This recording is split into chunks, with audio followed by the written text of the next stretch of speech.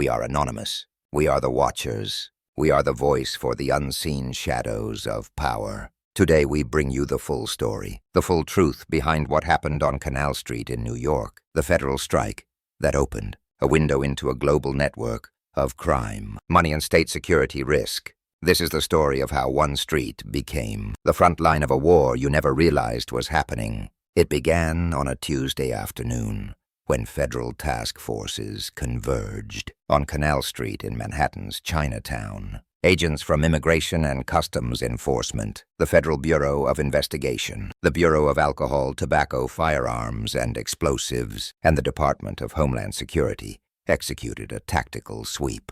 The target, what officials described as the largest counterfeit goods network the Northeast United States has seen in years. Dozens of street vendors were detained, thousands of fake luxury goods were seized, and a stretch of Chinatown was transformed into a federal crime scene. The scale of the operation shocked even seasoned investigators.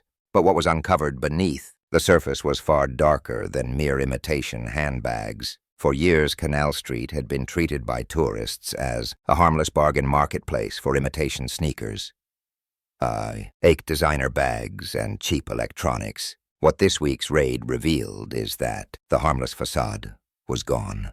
This was not an open-air market. This was the front end of a criminal supply chain tied to overseas manufacturing hubs, money laundering rings, and transnational networks that move billions of dollars in counterfeit profits through American cities every year. Homeland Security analysts have been warning that counterfeit goods are not just cheap copies. They are fuel for organized crime. On this Tuesday, that warning became impossible to ignore. Agents uncovered hidden rooms behind locked steel doors in storefronts. Inside were boxes of counterfeit electronics, perfumes, designer watches, and luxury handbags.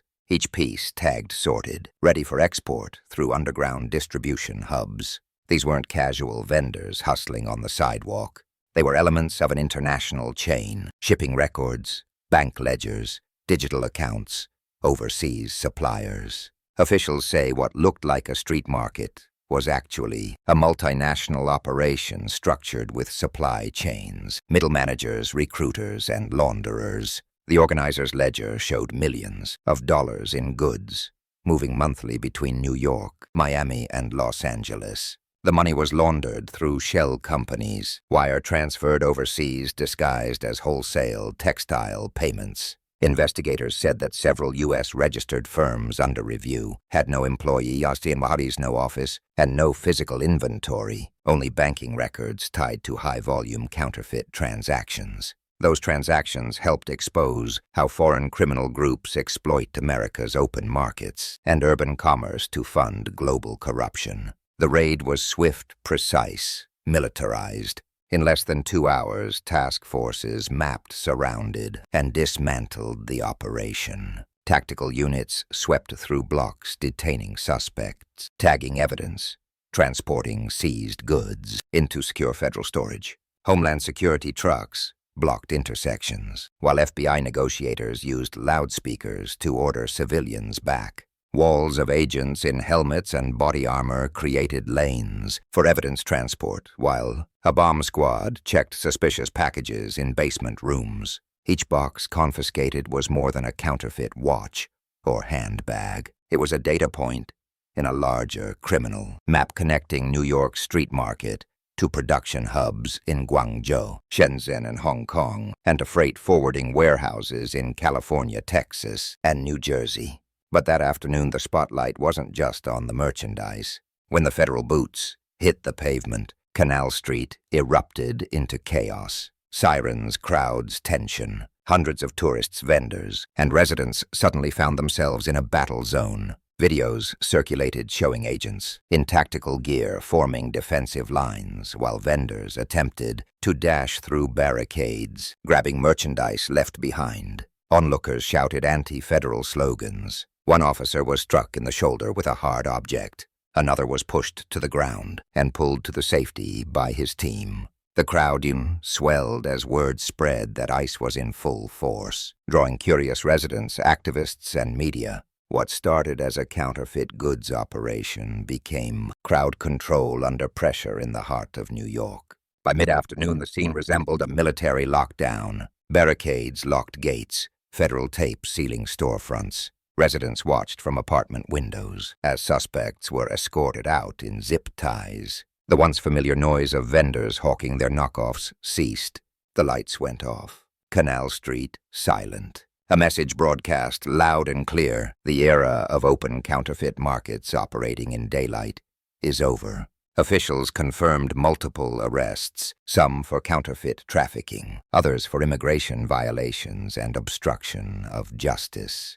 Transport vehicles fed detainees into the Federal Intake Center, where ICE and FBI analysts began processing identity verification and background checks. Early Homeland Security data revealed that several of those arrested used fake business licenses and counterfeit identification documents linked to foreign criminal networks. Investigators believe at least 3 of the men were mid-level distributors who helped move millions in goods among major U.S. hubs. The official statements from Homeland Security were firm.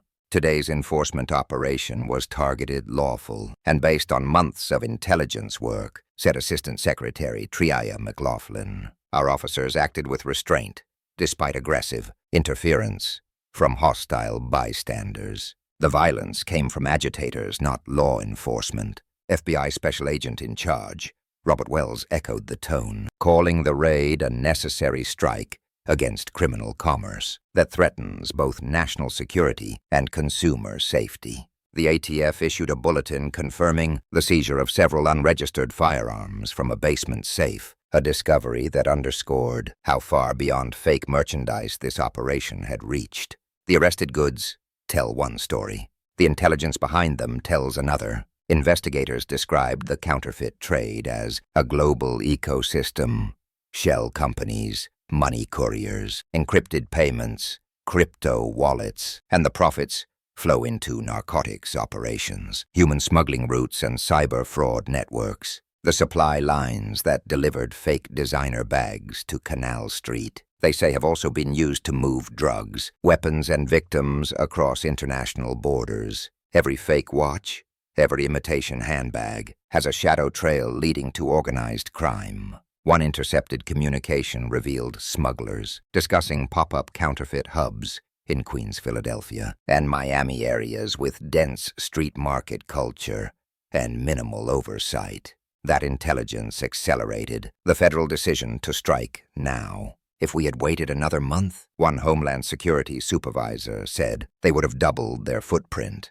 Thus, Canal Street became the right time, the right place. Strike hard. The next phase of the investigation is already underway. Forensic analysts are combing through seized phones, shipping manifests, and digital ledgers to identify higher-level financiers. International arrest warrants are being coordinated with Interpol and Chinese authorities. Several major freight companies are under review for possible complicity. Federal prosecutors in the Southern District of New York are preparing conspiracy and money laundering indictments that could lead to some of the toughest counterfeit-related sentences in recent memory. This was a turning point. For decades, the counterfeiting of luxury goods was dismissed as a victimless crime. That perception changed this week. Homeland Security leaders made it clear that counterfeit trafficking isn't just about imitation products. It's about power money and global crime networks